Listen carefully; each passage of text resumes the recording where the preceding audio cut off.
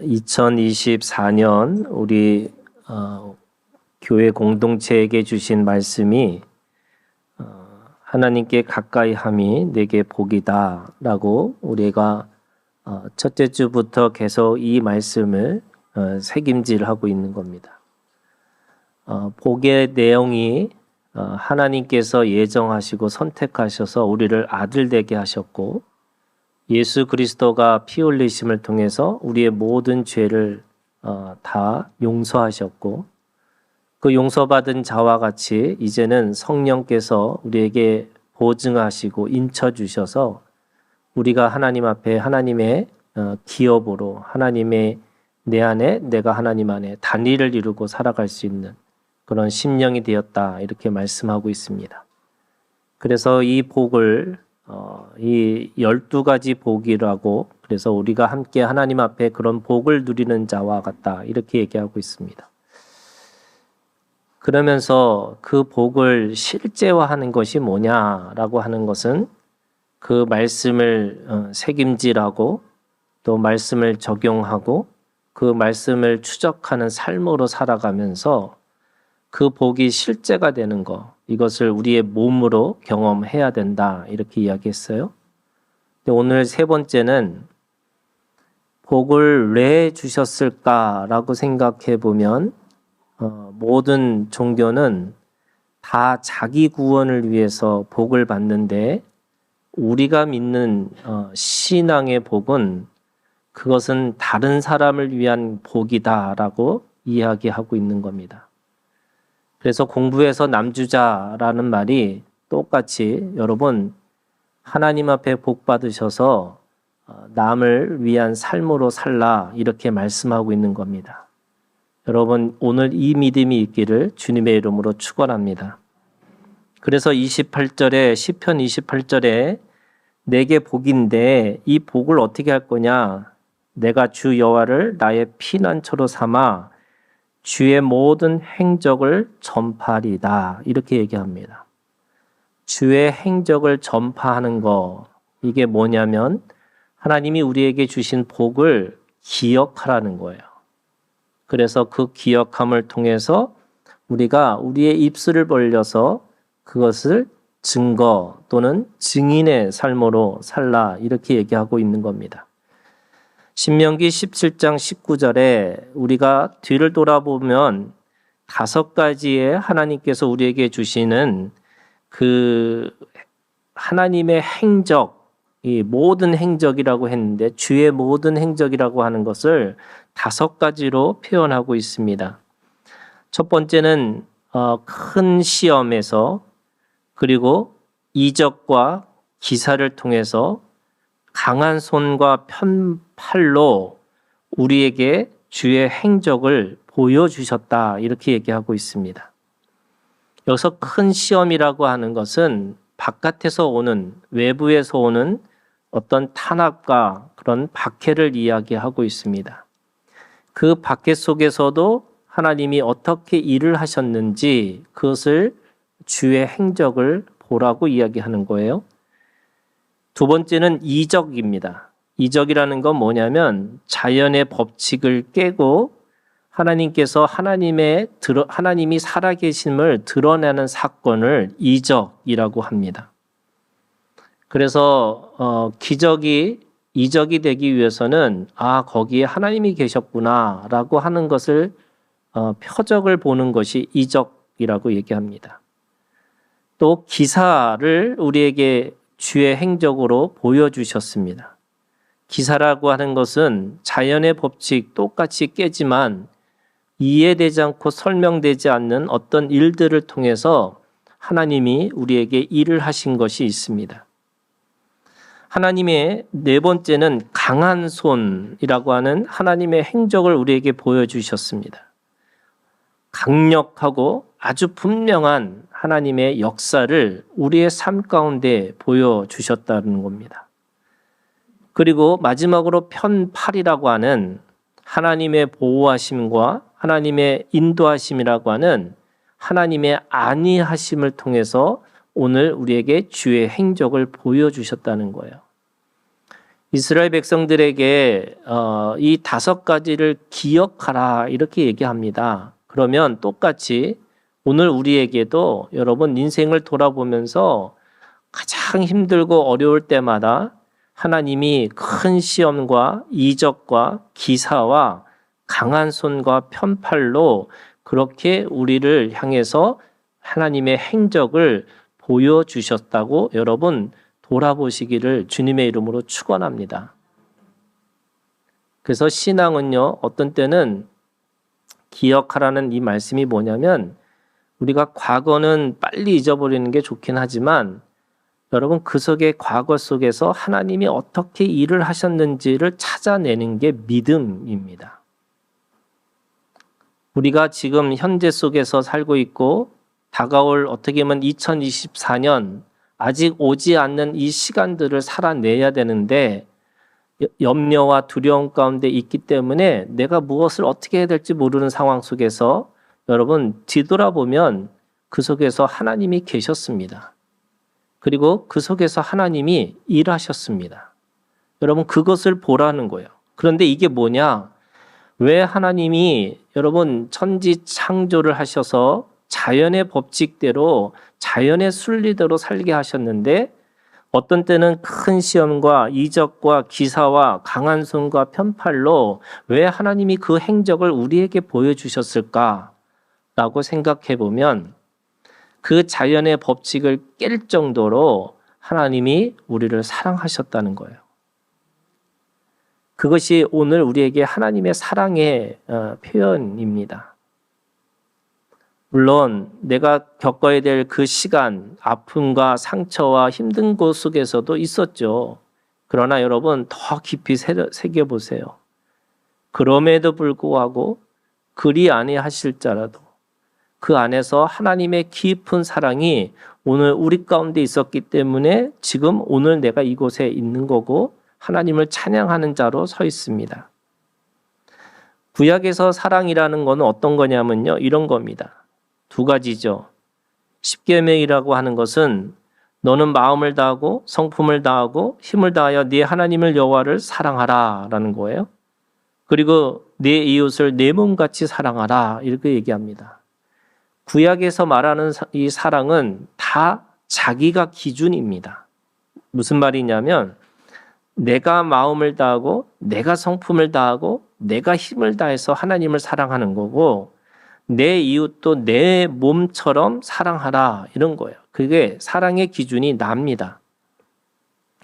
그러나 이게 구약에 있는 이 사랑을 사람들이 아무리 노력해도 지킬 수 없다는 것을 하나님이 보셨고 또 우리도 사실은 우리가 가지고 있는 참된 지혜라는 게 뭐냐면 사랑할 수 없는 존재구나. 이것을 빨리 아는 것이 참된 지혜죠. 그래서 예수님이 우리 가운데 오셔서 새 계명을 주셨습니다. 그것이 요한복음 13장 34절에 있는 말씀에 새 계명을 너에게 주노니 서로 사랑하라. 내가 너희를 사랑한 같이 너희도 서로 사랑하라. 이렇게 얘기하십니다. 근데 여기서 말하는 사랑의 기준은요. 구약에서 말하는 내가 아니고요. 그 기준이 오히려 더 높아졌습니다. 바로 예수님이 보여준 그 사랑을 하라는 거예요. 그리고 상호 사랑을 하라고 있는 겁니다. 누가 일방적으로 사랑하는 존재, 사랑을 받는 존재로 있는 것이 아니고요. 서로 함께 사랑할 수 있는 존재라고 얘기하시고 거기에 누가 있냐면 하나님과 우리의 사이에도 사랑하는 존재로 있다는 겁니다. 우리가 늘 그런 거 하잖아요, 여러분. 하나님 앞에 사랑을 달라고. 하나님 앞에 은혜를 달라고. 그런데 여러분 잘 생각해 보세요. 하나님도 사랑이 필요한 존재인 거예요.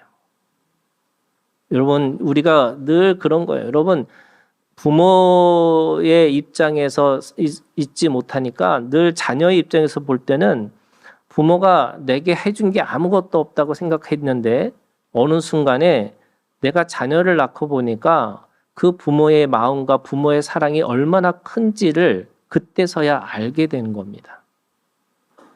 그래서 제가 어제도 저희 딸 남자친구한테 그 얘기를 했어요. 우리 딸 흉을 보면서 꼭 우리 딸 같은 딸을 낳았으면 좋겠다고 뭐 이렇게 이야기를 했습니다. 부모가 되지 않으면 절대로 부모의 마음을 알 수 없듯이 하나님이 오늘 우리 가운데 예수 그리스도의 사랑을 하라고 말씀하세요. 구약에서 있는 기준도 안 되는데 그것도 못해서 예수님이 우리 가운데 오셨음에도 불구하고 하나님은 원래 우리에게 뭐 하기를 원하시냐면 사랑하는 존재로 서로 사랑하는 그 관계를 하기를 원하고 계시다는 거예요. 그래서 하나님이 우리를 사랑하듯이 너도 서로 사랑하라.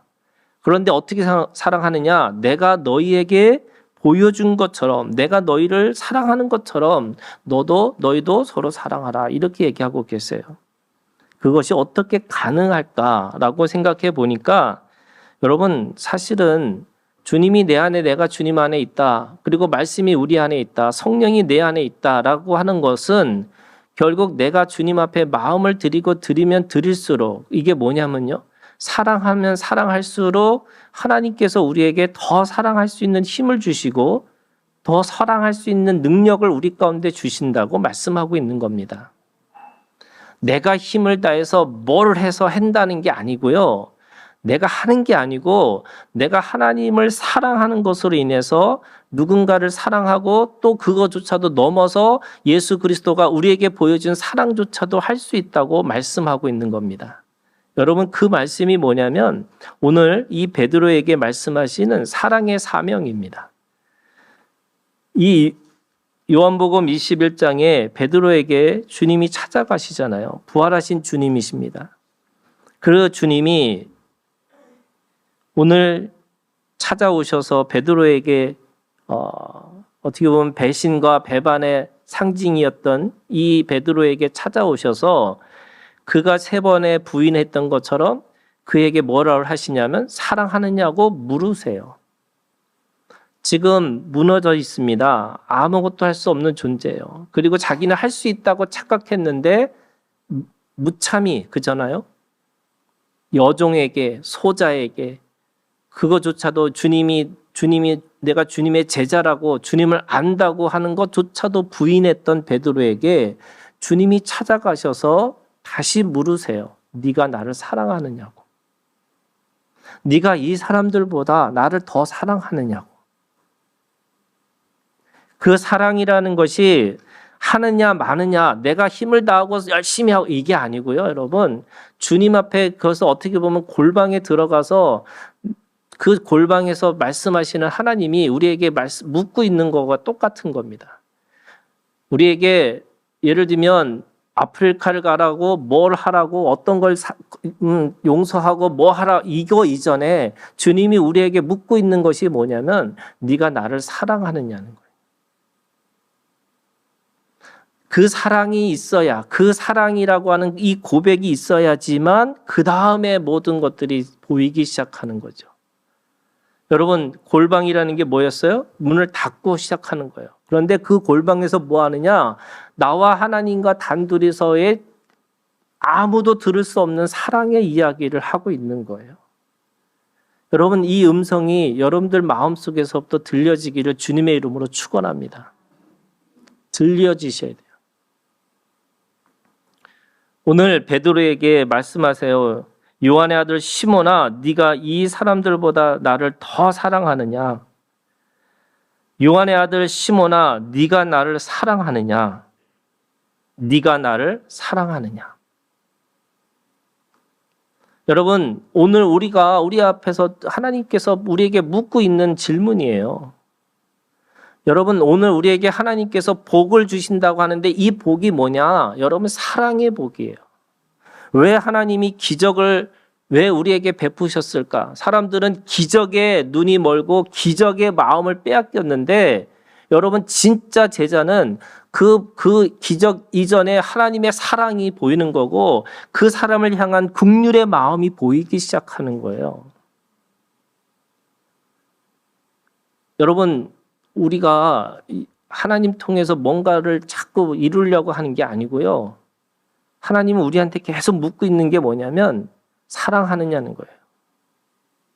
네가 나를 사랑하느냐고.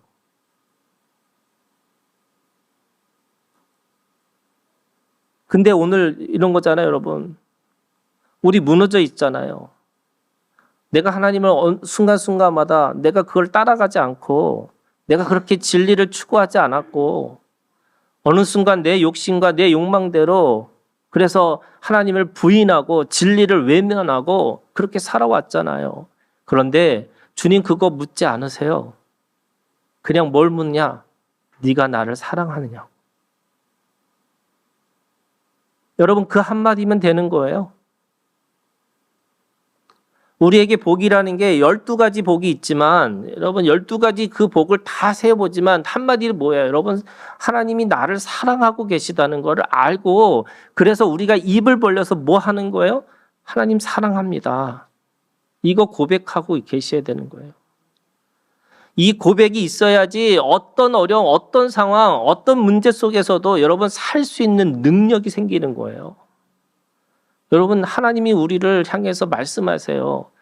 기적과 이적과 뭐 여러 가지 그게 뭐예요? 나 너 사랑해. 나 사랑한다는 거예요. 그래서 우리가 뒤를 돌아보는 이유 중에 하나가 뭐냐면 하나님이 나를 어떻게 사랑하셨는지를 찾아낸다는 거예요. 여러분 인생의 보물찾기라는 게 뭐냐면 하나님이 우리를 얼마나 사랑하셨는지 하나님이 그 순간 상황 속에서도 나를 저버리지 않으시고 나를 끝까지 포기하지 않고 여기까지 끌고 오셨는지를 여러분 그거 찾는 게 우리의 보물찾기예요. 우리들의 인생 속에 여러분 우리 인생이 어떤 거냐면 여러분 돌아보시면요 보물창고입니다. 믿으세요? 이게 무슨 그냥 쓰레기 있고 내가 상처 있고 아파 있으니까 그냥 모든 게 다 엉망진창인 내 인생이 엉망진창 같은 그런 느낌처럼 보이지만 여러분 그 하나씩 잘 들여다보면 하나님이 우리를 어떻게 사랑하셨고 어떻게 인도하셨고 어떻게 위로하셨고 어떻게 격려하셨는지를 볼 수 있는 거예요. 그거 찾기를 주님의 이름으로 축원합니다. 그러면 여러분 입술로 고백하셔야 돼요. 오늘 베드로가 무너지고 자기가 정말로 아무것도 정말 하나님 앞에 보여줄 게 예수님 앞에 내가 보여줄 게 아무것도 없음에도 불구하고 뭐라고 말을 하고 있냐면요. 이렇게 얘기합니다. 너 사랑하냐 그랬더니 주님 그러하나이다. 내가 주님을 사랑하는 줄 주님께서 아시나이다. 또 물어봐요. 주님 네가 나를 사랑하느냐 했더니 주님 그러하나이다. 내가 주님을 사랑하는 줄 주님께서 아시나이다. 세 번째 또 물어보세요. 그랬더니 근심하여 이게 뭐냐면 뭔가 다른 뜻이 있으신가? 그러면서 다시 말씀하여 주님 모든 것을 아시오매 내가 주님을 사랑하는 줄을 주님께서 아시나이다. 네, 여러분 여기서 아시나이다는 게 무슨 뜻이냐면 이런 거예요. 그냥 지식적인 알미 아니에요. 여기서 말하는 이 안다라는 거는 야다라는 뜻인데 몸으로 알았다는 거예요. 몸으로. 내가 입술로는 비록 부인하고 내가 입술로는 비록 주님 앞에서 내가 모른다고 사람들 앞에서 모른다고 말했지만 내 몸은 주님 앞에 사랑받고 있는 거고 내가 주님을 사랑하는 줄 주님께서 아십니다. 이거 고백하고 있는 거예요.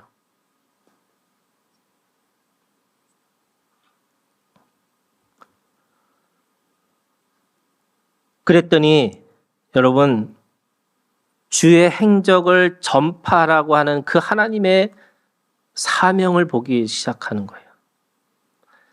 사랑하느냐라는 말 속에 사랑한다는 이야기를 듣고 나니까 뭐가 보이기 시작하냐면 하나님이 우리에게 사명을 보여주시고요. 하나님의 나라를 보여주시고요. 그래서 나에게 해야 될 내 삶의 이유, 살아야 될 이유가 생기기 시작하는 거예요. 내가 사랑하는 존재가 되니까 내가 인생을 돌아보면서 원망과 불평과 내가 그 속에서 어떻게 내가 왜 굳이 이렇게 살아야 되나 이런 거 아니고 내가 하나님이 사랑하는 그 보물들을 찾고 나와 보니까 내가 가지고 있는 2024년의 시간들이 어떤 시간이냐면 하나님의 사명이 보이고 하나님의 나라가 보이고 내가 해야 될 이유, 내가 살아야 될 이유가 생기기 시작한다는 거예요. 베드로에게 말씀하세요. 그랬더니 내 어린 양을 먹이라고, 내 양을 치라고, 내 양을 먹이라고. 내 양을 먹이고 치는 것이, 그것이 베드로에게 사명, 살아야 될 이유, 내가 살아야 될 소망, 내가 앞으로 다가올 모든 시간들에 대해서 내가 그렇게 살아야 되는 거구나 라고 하는 것이 생기기 시작했다는 거예요. 여러분, 묵상, 어떻게 보면 이런 거잖아요. 여러분, 묵도가 없는 백성은 이 방자하다는 게 뭐냐면, 여러분, 하나님의 비전이 안 보이면요, 내가 어떻게 살아야 될지 몰라요. 내가 왜 살아야 될지도 모르고요. 그냥 어쩔 수 없이, 빨리 죽어서 빨리 천국 가야지. 천국 못 가요.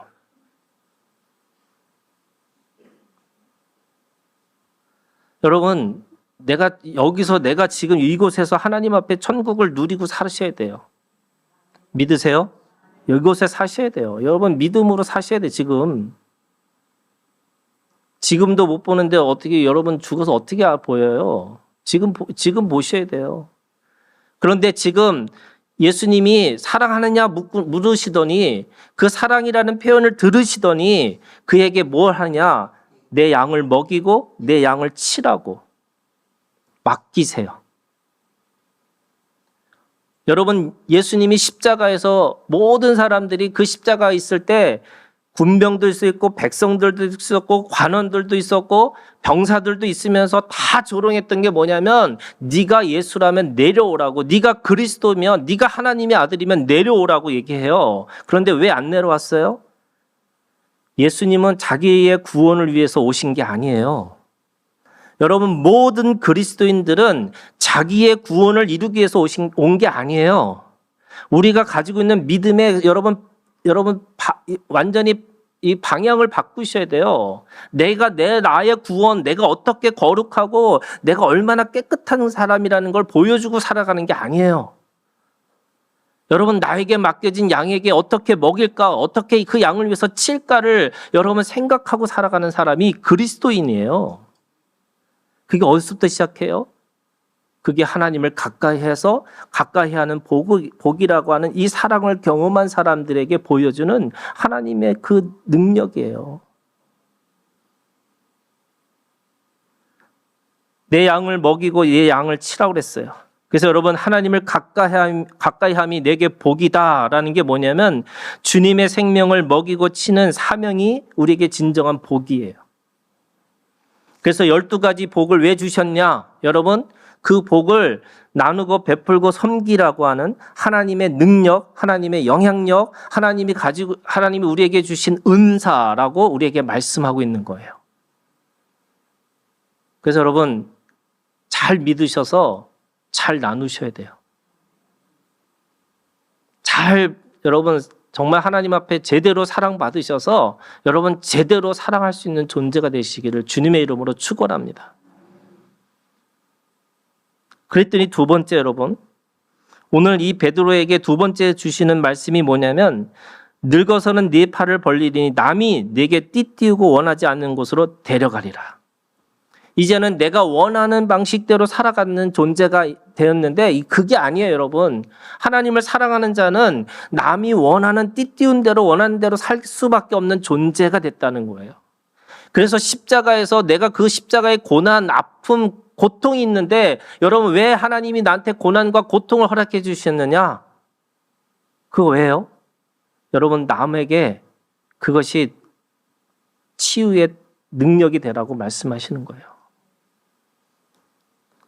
제가 우리 교인 중에 한 번 망해가지고 정말 인생이 정말 왜 하나님이 나에게 망한 이 사업을 왜 망하게 하셨는가 하고 막 저한테 하소연하는 집사가 있었어요. 그래서 제가 3번 망한 사람을 소개시켜 줬어요. 그랬더니 그 사람을 만나더니 힘이 난다고. 야, 어떻게 나는 한 번 망했는데도 죽을 것 같은데 어떻게 저 사람 세 번 망했는데도 살아있냐고. 여러분, 오늘 하나님이 우리한테 왜 인생을 살면서 왜 이 다른 사람들이 경험 못하는 이런 일들을 경험하게 하셨을까? 여러분, 그것이 축복의 통로인 것을 여러분들이 그것을 보고 있으셔야 돼요.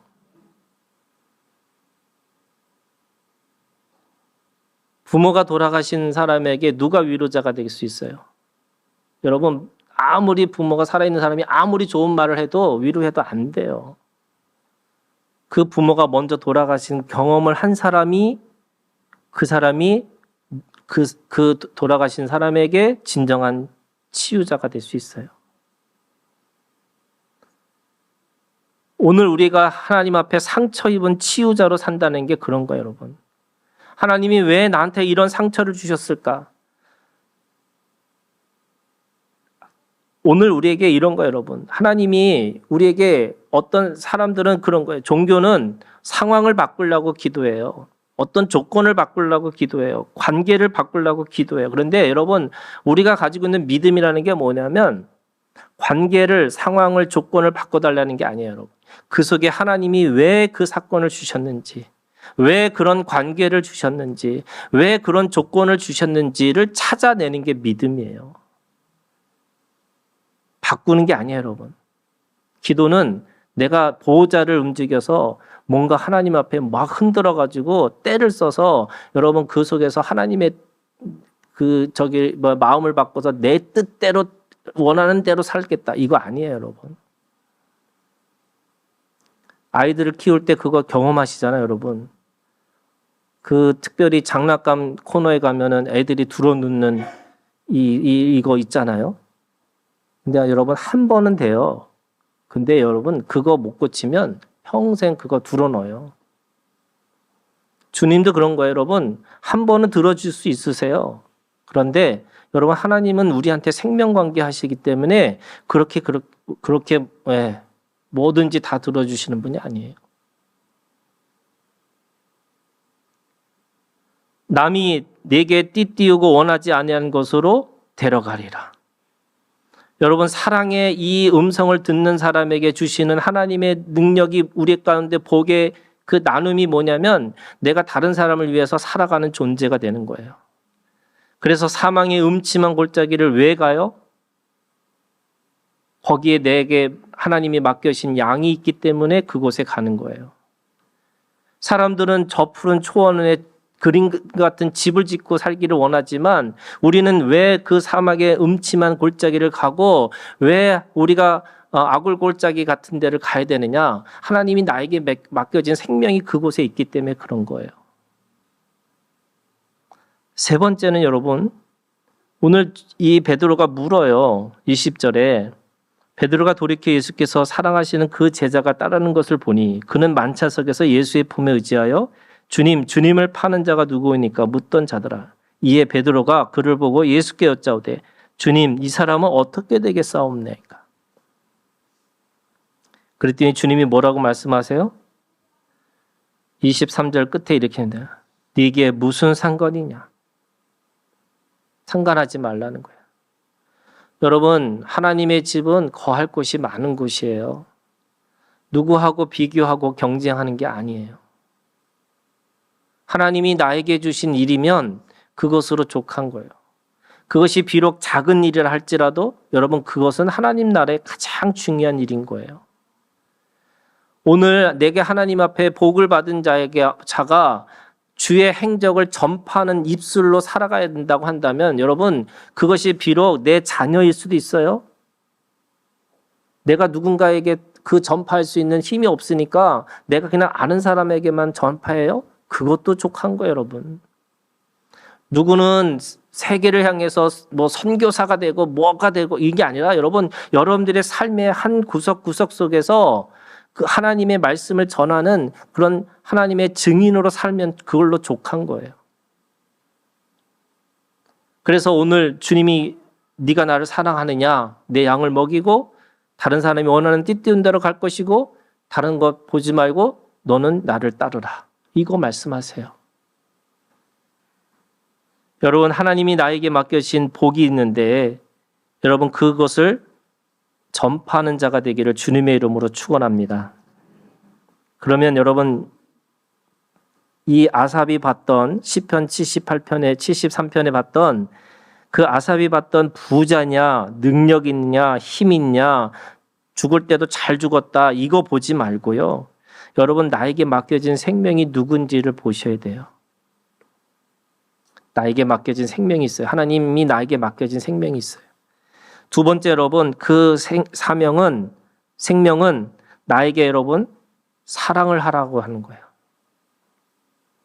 사랑하라고 주신 사람들이에요.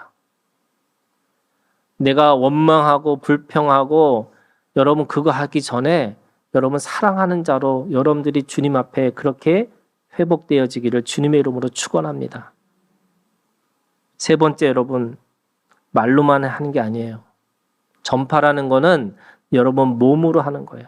그래서 여러분 몸의 신앙이 그래서 복이 아들의 복이 있고 기업의 복이 있고 내가 하나님 앞에서 함께하는 단일의 복이 있다 할지라도 이것이 내가 마음으로 생각으로만 있는 게 아니라 여러분들의 손과 발과 모든 것들로 인해서 하나님 앞에 몸의 신앙으로 2024년 승리하는 우리가 되기를 주님의 이름으로 축원합니다. 기도하겠습니다.